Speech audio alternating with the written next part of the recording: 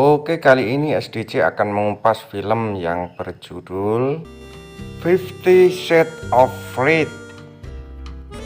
Film ini dibintangi oleh aktor-aktor yang cantik dan seksi. Dan film ini menceritakan tentang kisah bos yang meneror mantan anak buahnya yang kebetulan mempunyai hobi dengan pasangannya. Dan diawali dengan aktor cantik Anastasia dan cowok yang keren Christian.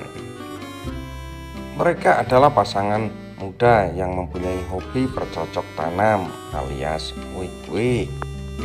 Dan di saat mereka sedang asik berbulan madu di luar negeri, tiba-tiba mereka menerima teror dari seseorang yang tidak ia kenal. Dan untuk mengawali film, Anastasia dan Christian telah resmi menjadi pasangan suami istri. Dan untuk merayakan pesta pernikahannya, mereka berencana untuk berbulan madu. Karena mereka adalah pasangan yang kaya raya, ia berencana berbulan madu ke Paris memakai jet pribadinya.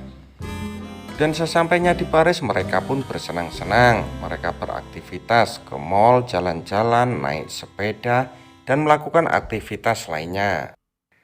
Di sini Christian pun menunjukkan sesuatu kepada sang istri kalau Christian adalah laki-laki penyayang dan super tegas.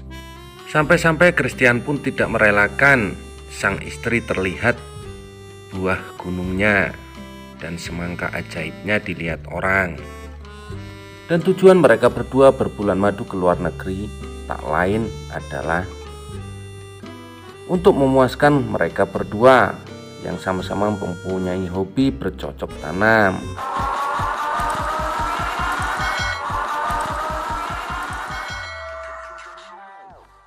Dan terkadang mereka pun aneh.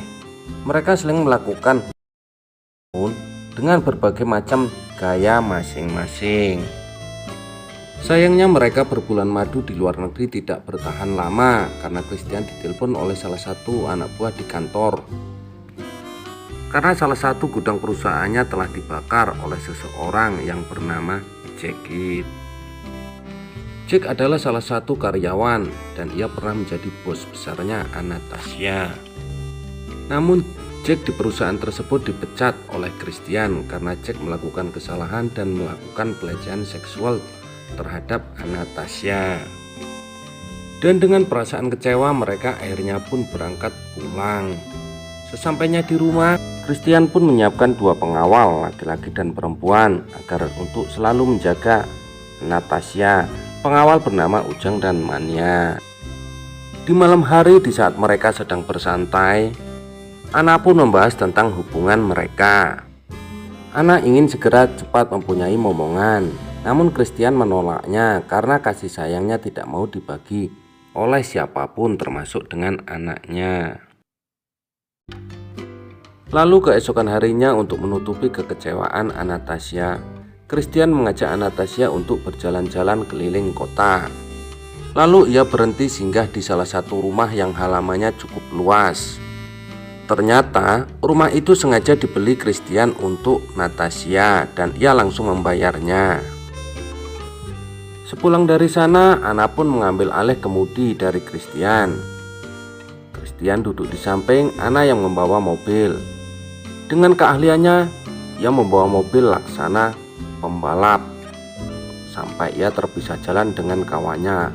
Lalu seketika itu dia dibuntuti oleh kendaraan yang tak dikenal. Lalu Ana pun menyelip dengan kencangnya kendaraan yang ia bawa. Akhirnya ia pun merasa aman sampai di lampu merah berhenti. Tiba-tiba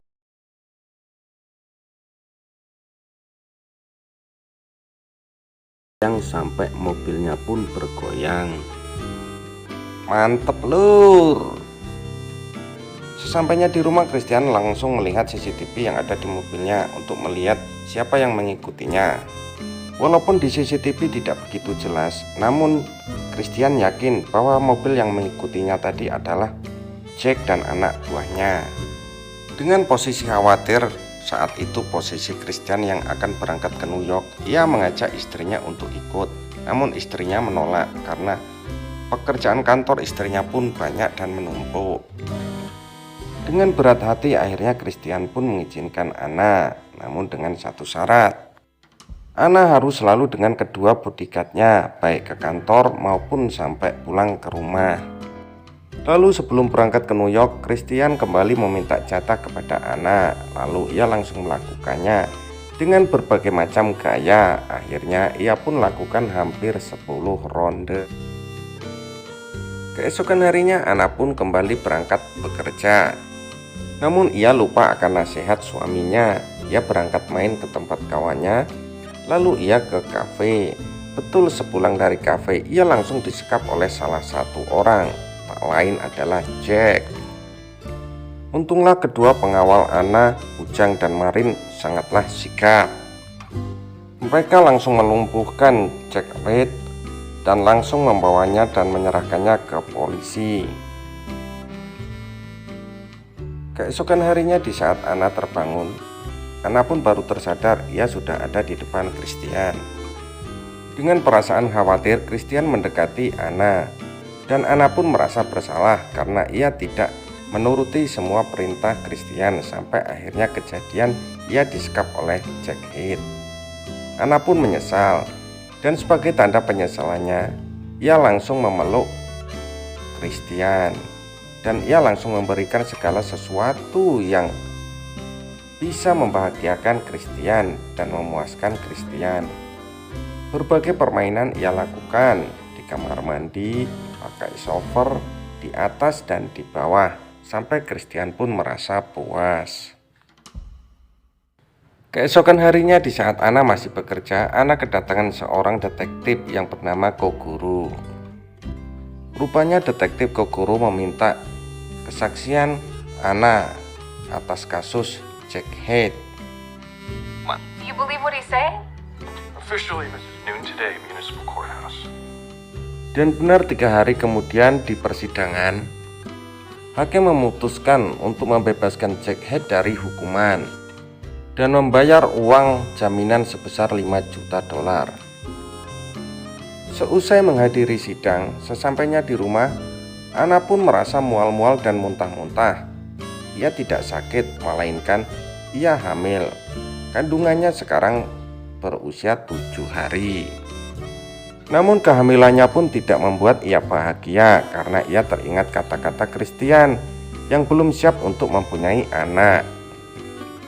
Dan malam harinya pun betul kata Anna, Christian pun malah marah mendengar berita bahwa ia hamil karena ia belum siap mempunyai anak saat ini. Ia pun marah karena di saat ia melakukan hubungan, Anna pun tidak pernah memakai alat. Namun aneh, di sela-sela kemarahannya dia kepada Anna, Christian malah mengajak Anna berhubungan lagi dan akhirnya mereka pun mulai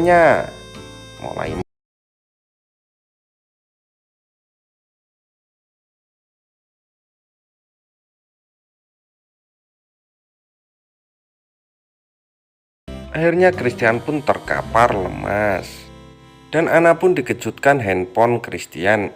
Tiba-tiba ada yang telepon, ternyata mantan pacar Christian. Lalu di pagi harinya pun Anna pun marah terhadap Christian. Christian pun menjelaskan kalau teleponnya pun tidak ada hubungan apa-apa, karena semenjak pernikahannya ia pun tidak pernah merasa ada hubungan apa-apa lagi. Namun Anna pun tetap marah, bukannya Anna hamil, ia diberikan kasih sayang yang utuh, akan tetapi malah diselingkuhin menurut Anna. Lalu Anna pun berangkat ke kantor. Tiba-tiba ia menerima telepon dari seseorang yang tidak ia kenali. Namun ia merasa bingung karena yang telepon itu mengancam bahwa adik Christian itu telah diculik olehnya dan ia meminta tebusan 500 juta dolar. Setelah itu handphone pun mati. Lalu dalam keadaan bimbang, Anna pun pulang. Ia mengambil tas, dia mengambil persiapan pistol untuk menjaga-jaga. Lalu ia mengambil ATM untuk berangkat ke bank guna mengambil uang. Sesampainya di bank, Anna pun tidak langsung mengambil uang. Ia telepon Christian dan ia meminta izin karena ia akan mengadakan penarikan uang yang cukup besar. Dengan posisi khawatir, Christian pun mengizinkan Anna untuk mengambil uang tersebut. Di bank, Anna bertemu dengan manajer bank yang bernama Pak Arif. Karena Pak Arif merasa curiga dengan penarikan uang yang cukup besar, Pak Arif pun berusaha menelpon Christian. Lalu Anna pun menelpon Christian lagi untuk meyakinkan bahwa dirinya tidak apa-apa. Meskipun Christian merasa curiga kepada Anna, namun Christian menelpon Pak Arif untuk memberikan uang sesuai yang diminta istrinya. Jumlah uang yang sudah disiapkan semua sudah di tangan Anna. Namun kedua bodyguard penjahat tersebut berada di luar dan menemukan mobil Anna. Dan Anna pun kembali ditelepon. Ia harus menyerahkan semua uang itu dan masuk ke dalam mobil yang sudah disiapkan oleh kedua bodyguard tersebut. Lalu mereka pun mengikutinya. Bersamaan dengan keberangkatan Anna yang dibawa Jack dan anak buah Jack, Christian dalam keadaan bimbang. Ia pun dengan bermodalkan GPS handphone dan GPS mobilnya, ia bersama-sama polisi mengikuti kemana arah GPS tersebut. Di lain tempat, Anna pun sudah bersama Jedhead dan anak buahnya. Kini Jedhead meminta Anna untuk mengambil uang yang diminta Jedhead. Namun Anna pun berkata, suruh melepaskan Sandra, yaitu adik Christian. Namun Jedhead merasa tidak puas dengan Anna, bukan hanya uang yang Jedhead minta.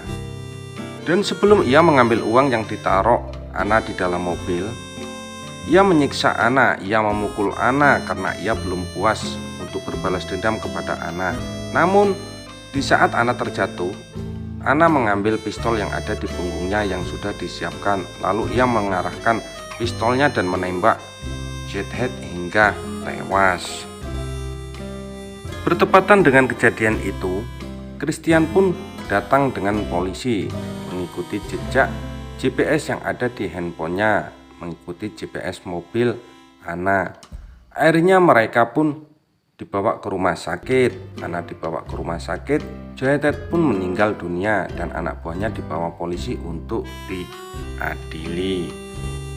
Alhasil Anna pun dirawat di rumah sakit, namun ia tidak apa-apa, kandungannya pun sehat dan Christian pun merasa bahagia.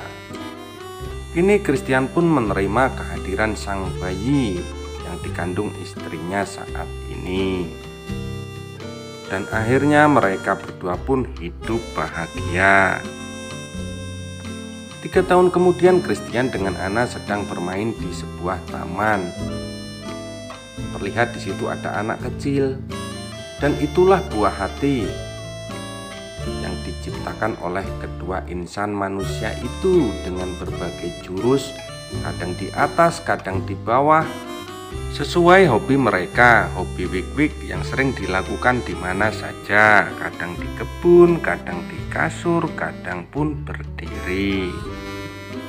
Alhasil muncullah si bocil itu. Dan akhirnya mereka pun bertiga tinggal di salah satu rumah di sudut kota, yaitu rumah yang zaman dahulu dibeli oleh Christian untuk Anna. Akhirnya film pun tamat.